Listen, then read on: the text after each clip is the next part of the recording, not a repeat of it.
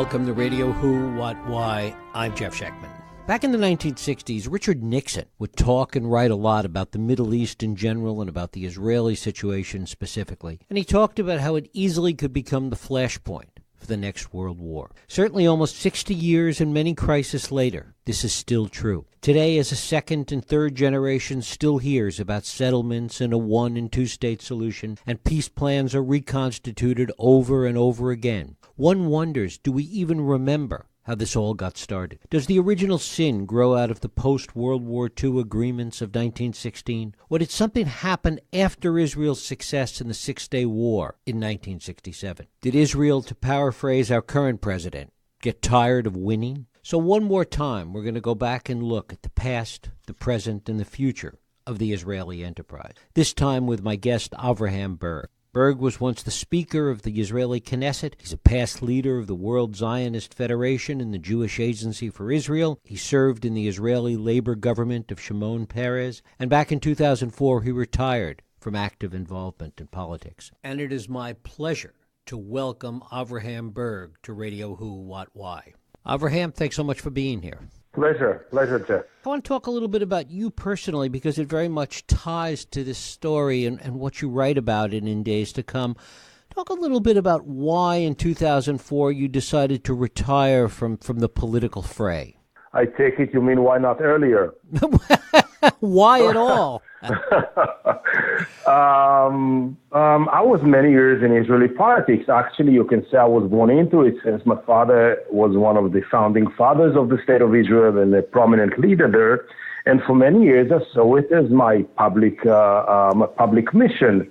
And then one day, not literally, I woke up and I discovered that not only I'm hollow, but the Israeli politics has no direction. I mean, it's a great kingdom, but where's the prophecy? And I tried to look around, and I got lost. So one of the reasons I retired from the Knesset because I wanted to contemplate, I wanted to thought. And the outcome of this thinking and contemplation were 5 books already, and the last one of them is a one full of hope. Yes, new paradigms, yes, new directions, yes, alternative Israel, but with a lot of hope. And yet some would argue, looking at the situation today, that there's less hope, that the situation has metastasized in ways that don't seem to be curable. You know, we used to ask my Mom, what are you? Are you an optimist or pessimist? So she said, me? Of course I'm an optimist. Today is much better than tomorrow. So I don't share my mom's kind of optimism, but I would say as follows. On one hand, the old paradigm of liberal Zionism, of Yitzhak Rabin's two-state solution, Israeli, Jewish, privileged reality is over. We are facing a much more severe situation when it comes to us and our past aspirations. On the other hand, it's the wake-up call was called, and people wake up. People at the Palestinian side realize, many of them, not all of them, but many of them realize that violence is not the solution. People at the Israeli side realize that occupation cannot continue forever. So there is a potential for a new discourse. For this potential, I try to offer a couple of alternatives. Talk a little bit about the sense of, and you touch on this a little bit, this sense of fatigue, that the reason this can't continue, the reason that you think something may change and that there's cause for hope, is that there's a sense of exhaustion from all of this.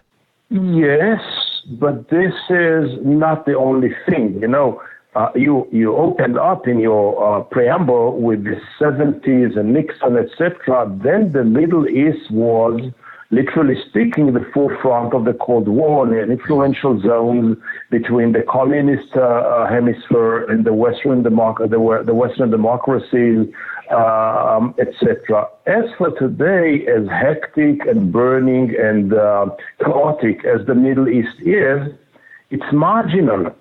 Or at least our conflict, the Israeli-Palestinian conflict, is not as central as it used to be. Iran is, ISIS is, Syria in a way still is, neo-Turkey and neo-Russia are coming back.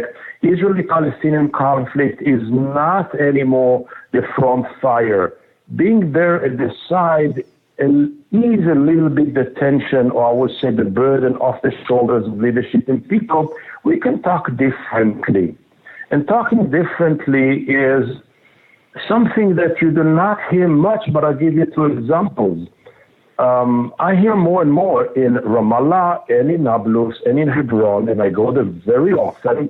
People say, listen, it's not about territorial rights. We want to vote. One person, one vote. You are the only democracy in the Middle East. You want to vote. I hear it on the Palestinian side. On the Israeli side, I have 4 grandchildren. I mean, I have 8, but 4 of them are fluent in Arabic. They're going to bilingual kindergarten and bilingual school, and they know both languages, not just the verbal language, but I would say the value and symbolic one. And these are, for me, indications that the new generation is ripe for change. But of course, there are those from previous generations, and I suppose some even in the new generation, that will tell you that kind of a one-state solution with everybody having the right to vote would mean the end of Israel as we know it. The Israel you knew is not there anymore. I mean, Israel of 48, that it's about oranges and equality, etc. We're not there anymore.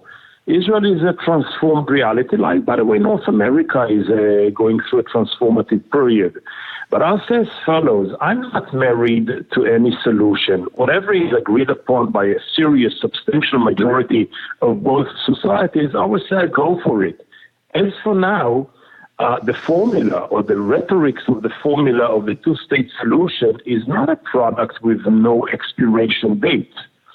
In a way, it expired. It is not there on the shelf forever. And the dilemma the Israelis and the Palestinians and the world community are facing is not whether to have an empty, hollow two-state solution formula or something else. It is one government, one state between the Jordan and the Mediterranean with 2 different regimes, one full of privileges for the Jews and one short of privileges for the Palestinians. And I say, okay, if you prefer, because of settlements, because of point of no return, because of fears and phobias, or even lack of capability at the Palestinian side, you want to go for one-state solution, at least let's do it a fair, good, decent one-state solution based on a very simple working assumption. Every individual between the Jordan and the Mediterranean has the right to have the same rights. That's all. So it is not between two-state solution and one-state solution, but between one-state solution with 2 regimes and one-state reality with a better regime. What you talk about in days to come is a kind of one-state solution but two-state confederation. Talk a little bit about that. You know, I wish everything was simple, like 1 + 1 gives you 2, 3, something, okay? But never mind how you add the numbers in the Middle East. It's never algebra. It's never mathematical. It's never scientific. So I ask myself, what are the components? What are the motivations around there? There are those people, both sides, for them the territory is sacred, be it Jewish territorialists, be it Palestinian territorialists. There are those for them security, there are those for them sovereignty. I mean, there are so many motivations. It's not a clear-cut floor. The ground floor is the one we stated already, every constitutional one.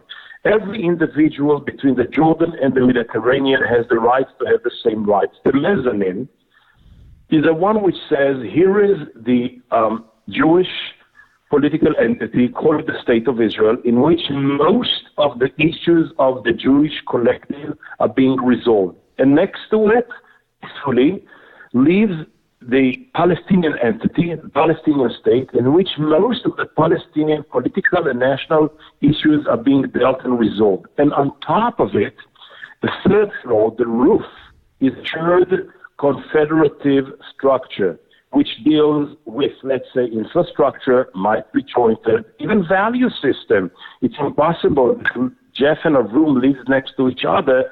For one, for me, you are a freedom fighter. I'm a freedom fighter, and for you, I'm a terrorist. It's no go. We need some kind of shared value language. So if you take the 5 laws, constitutional freedoms at the bottom, political definitions of the collective at the mezzanine, and in shared infrastructure at the top, confederative structure, it might lead to a situation in which many will find a solution for their aspirations: territorial, sovereign, power, independence, still neighbors, and sharing together the shared space. And certainly as a political solution, everything that you're saying makes a great deal of sense. What is the nexus, though, between that and the idea of Israel as a Zionist state?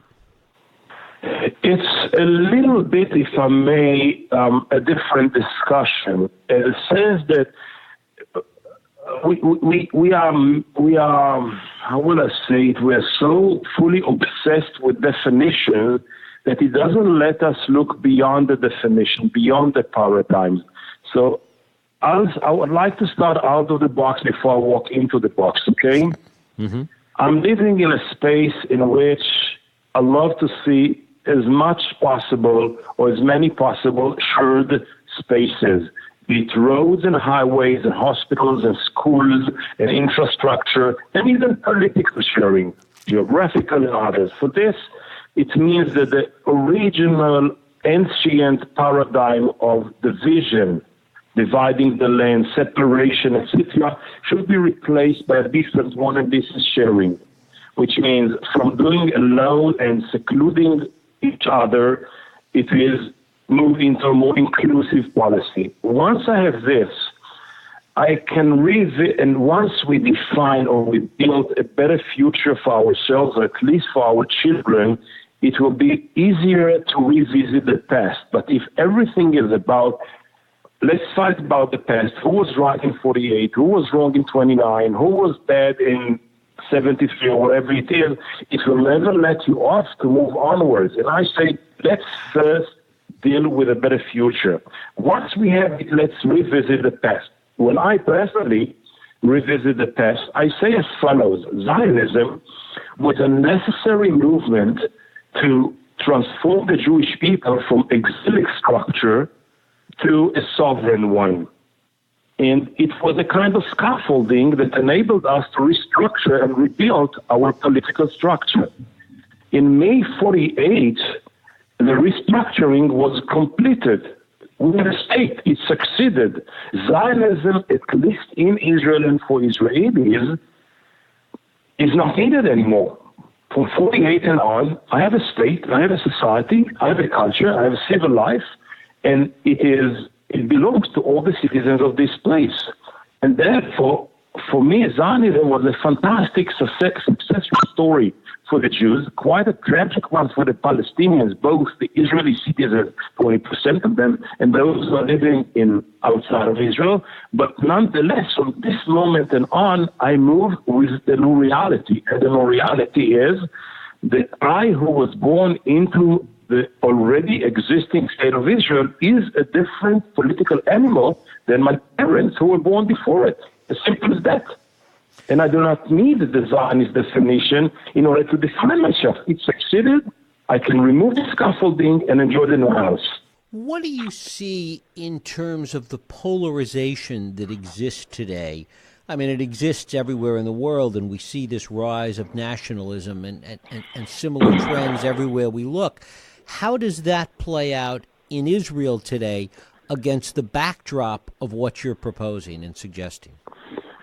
Look, take everything you know, the populist movement, the local supremacy versus xenophobia, Islamophobia, Judophobia, immigrant phobia, everything you know from here in America in the last couple of years, whatever you know in Europe, you have it in Israel, maybe a little bit even more intensive because the echo box is smaller and the proximity of people to people is actually next door. Yes, we have it all. At the same time, there is a huge question hanging over the Jewish existence over there. And I'm trying to define it as follows. In our generation, Jefferson Avraham generation, 98% of the Jews are living in the Democratic Hemisphere. 24,000 Jews are living in Iran, 3,000 Jews in Morocco, 2 Jews are living in Afghanistan. I presume they do not talk to each other, and that's it. All the rest of the Jews are living outside of any immediate threat for their individual or collective life. This is a situation that, at least in the West, and particularly in North America, raised an unbelievable question. For the first time in our history ever, can the Jewish people in the era of freedom, can these Jewish people survive without an external enemy? Give me a war, give me a pogrom, God forbid, don't give me Holocaust, but I don't know what to do. Give me peace, give me tranquility, give me emancipation, give me equality, and I'm lost. And part of the issue that many Israelis are subconsciously are concerned is, if there will be peace the way Avraham describes here, and yes, there is no Iraqi threat, and there is no Egyptian threat, and there is no Jordanian one, not even a Palestinian one, and even the Iranian one is under control, more or less, when you listen to the experts. So we in Israel, the Jews, are going to face the question of the West, how to survive an era of peace. We don't have an answer for this. We don't have experience there. And this is part of the problem why so many people are reluctant to demolish the walls of the shtetl we built around us. Of course, the other part is that it is fed constantly by Israeli politicians who want to gin up that threat, who want to gin up the fear of Iran or anything else, simply because it serves their political interests. No doubt that fear is a fantastic political tool. I mean, listen to your presidential rhetoric. Mm-hmm. Listen to the Hungary from the Hungarians. Listen to some of the German supremacy in German and the neo-Nazis out there and the new Polish government. Fear is a fantastic tool. And especially in an era like ours with a fantastic acceleration, frightening acceleration of Mother Earth anger and technology speed up and the economy uncertainty, no doubt people are full of fears. No doubt about it, okay? Nonetheless, when it comes to the Jewish fear, which is also fed with our recent and not so recent history and histories, there are grounds for it. I'm not a one to deny the existence of fear. I'm not a one to ignore the potential of threats, but I'm a one who does not want, A, to surrender to it, and B, to exploit it cynically for political profit. I think that the role of leadership, any leadership, but especially my people's leadership, is to come with a platform of hope, maybe reluctant, maybe cautious, maybe very careful, but a platform of hope rather than a platform of fear and frightening. Do you find this change to be generational? It goes both ways. On one hand, one day you and me will wake up and our audiences will wake up into a world in which the last Nazi criminal and the last Holocaust survivor will pass away, and this will be a day in which the Holocaust will not be anymore a personal experience, but a kind of a collective memory. So this is a new day, no doubt that around the world, Jews and non-Jews are distancing, historically speaking, chronologically speaking, are moving away from the horrors of the Second World War. On the other hand, the fears of this generation are no less concrete. Middle class fears, nuclear fears, environmental fears, fundamentalist fears, even virtual fears. And therefore, I think that by the beginning of the day, it's a psychological, educational approach before it is a generational one. Do you trust or do you trust trauma? My nation for too many years, my country for too many years, got addicted or is addicted to trauma. And I would like to replace it with trust, with a policy and strategy of trust. How do you think Israel goes about that? How does that begin to happen?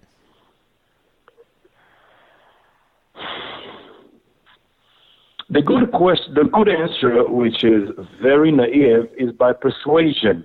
If I go from individual to individual, from school to school, from meeting to meeting, from interview to interview, myself and my friends and my colleagues, eventually it will accumulate into a kind of a positive avalanche. So this is the positive answer. The more realistic one is the Israeli society, you can say like maybe other societies, but for sure the Israeli society is very attentive to traumas.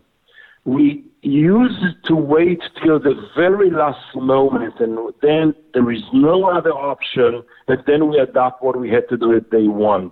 Only after 73 war did we make peace with Egypt, though it was on the table a couple of years already. Only after the first Gulf War, the Gulf War, did we go to Madrid. Only after the first Palestinian Intifada did we make Oslo. Could we make it earlier? The answer is yes. But the public opinion was not ready, and the leadership was reluctant, and people were cowards. So the role today of people like myself and others who are intellectuals, who are thinking and trying to develop new paradigms, is to prepare the tools and the content for the days to come. And then one day when the opportunity will introduce itself, will offer itself, we shall be ready with paradigms and content to say, okay, you arrived the Israeli society, you arrived the Israeli leadership, here is the content. Adopt it, you have a policy, go for it. And in your view, how far away from that are we? Either around the corner or down the historic road. I have no clue.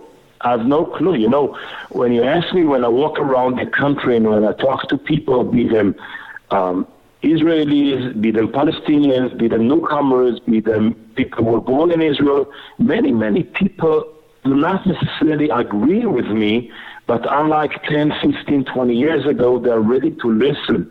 Because many surveys indicate that 70% of the Israelis think that Israel goes the wrong direction. There is total disagreement which wrong direction. But at least there is a feeling that we need a shift, that we have to have a kind of a U-turn away from the dangerous direction we take now, be it the present corruption of the leaders, be it the passivity on the political front, be it the church and state tensions, be it whatever it is. I have a feeling that what you described earlier in our conversation is the fatigue. People are tired of the fatigue anymore. People are tired of the fatigue. There is a readiness for activism. You see every Saturday night in Tel Aviv and in Jerusalem, they have 3 different kinds of demonstrations, rallies, full of thousands of people against the malicious policy against the African asylum seekers, against the personal corruption of the prime minister, and against the occupation. It's not the same demonstration and rally, but still, people all of a sudden go out of the street and say, we're fed up. So the readiness to listen is there. Avraham Burg, his new book is In Days to Come, A New Hope for Israel. Avraham, I thank you so much for spending time with us here on Radio Who, What, Why. Thank you very much, Jeff. Thank you. And thank you for listening and for joining us here on Radio Who, What, Why. I hope you join us next week for another Radio Who, What, Why podcast. I'm Jeff Sheckman. If you like this podcast, please feel free to share and help others find it by rating and reviewing it on iTunes. You can also support this podcast and all the work we do by going to whowhatwhy.org/donate.